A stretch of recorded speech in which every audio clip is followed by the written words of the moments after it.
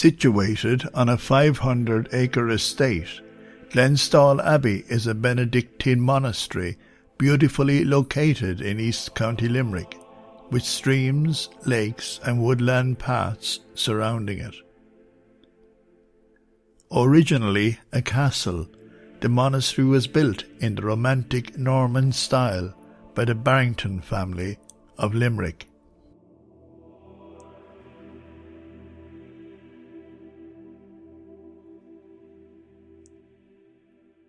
It is home to a community of about 40 monks. Their monastic life is combined with managing a boarding school for boys, a farm, and a guest house. The monks assemble in church 4 times a day for divine office and the Mass. Benedictine worship emphasizes beauty and harmony, celebrating God's presence, while it evokes a response of loving reverence in participants.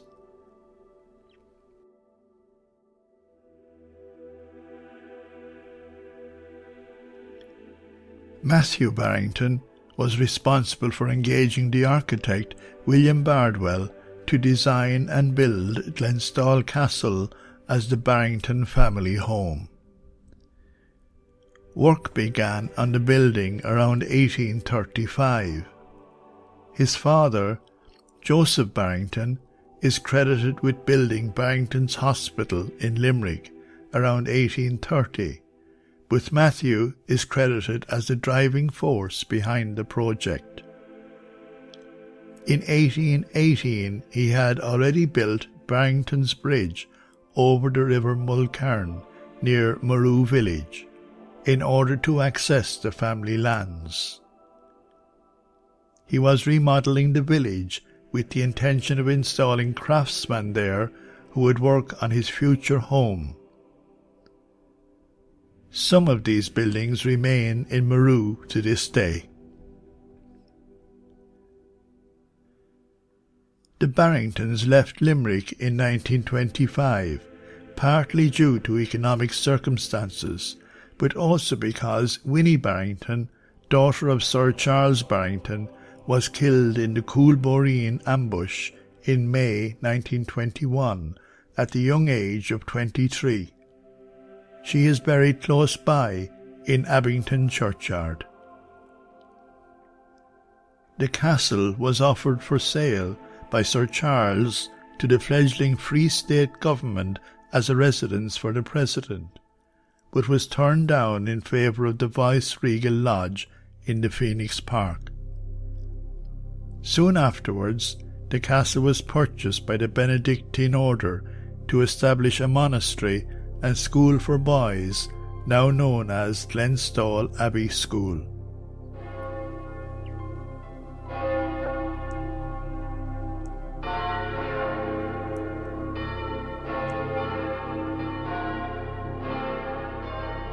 When the monks arrived from Merdos Abbey in Belgium, having been encouraged by Blessed Columba Marmion, their abbot, one of their first priorities was to erect a church. This building was replaced by the present church in the early 1950s, and soon after the monastery was made an abbey, and the first abbot, Dom Joseph Dowdall, elected in 1957. Glenstall Abbey School is part of a monastic community that builds its life around the love of learning and a desire to serve God. These values are a lived reality within the school campus. As well as studies, students are encouraged to participate in inter-college activities such as athletics, soccer, tennis, swimming, and rugby. The monks run a large commercial dairy farm with a herd of about 80 milking cows. The farm aims for best practice in milk production, animal welfare, and sustainability and care for the environment. The milk is processed locally for drinking or for cheese and butter manufacture. Beehives are kept for making honey and, importantly, the pollinating of crops in the locality. Bees are in decline, and this will affect the whole food chain if not dealt with. Recently, the monks have been participating in recording the sounds of the bees for the composition of a new musical work which will be performed by the Irish Chamber Orchestra.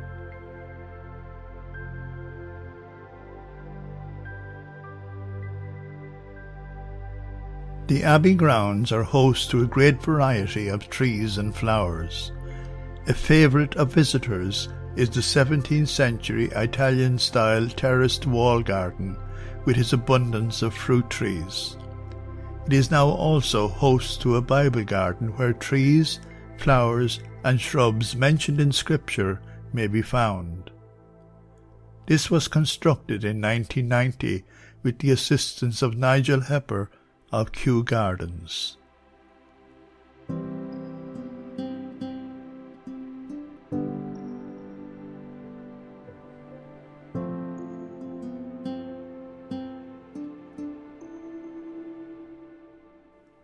The Lady Garden is named after Lady Charlotte Barrington, wife of Matthew. Recently, the paths have been restored, new lawns laid, and the walls made good. On one side of the garden, 16 silver birch trees have been planted to commemorate the leaders of the 1916 Easter Rising, and stone plaques bear their names. An additional tree commemorates Winnie Barrington, daughter of Sir Charles Barrington. The monastic graveyard is located beside the Lady Garden. This is a tranquil area surrounded by woodland and laid out with simple headstones and overlooked by a large flagstone cross.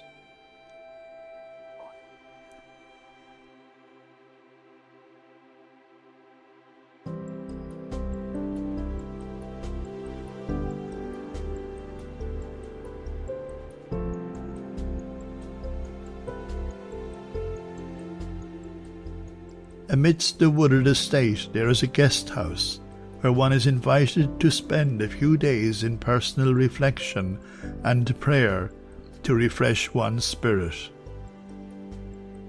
There are also 2 God pods, or hermitages, for those in need of a place apart to seek spiritual revival and renewal.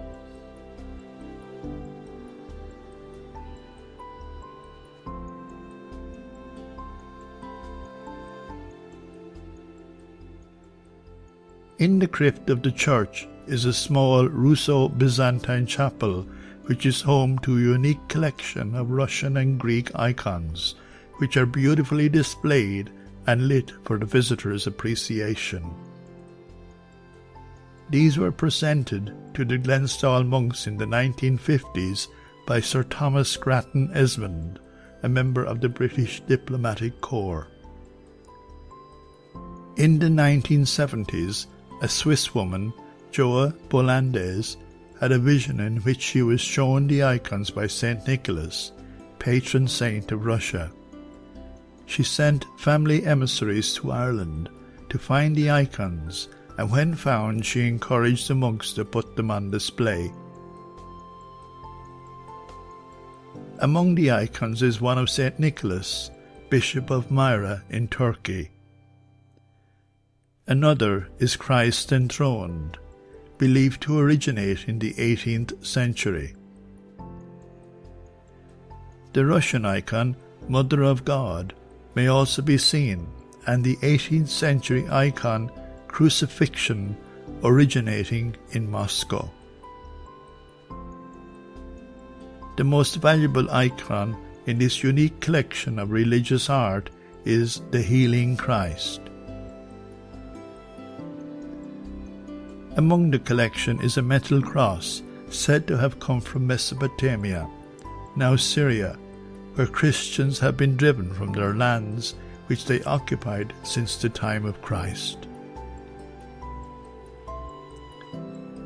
As we leave the monastery of Glenstall, we are conscious of the commitment and devotion of the monks of St. Benedict, and we bring to mind the rule of St. Benedict that applies to their daily life, that in all things God may be glorified.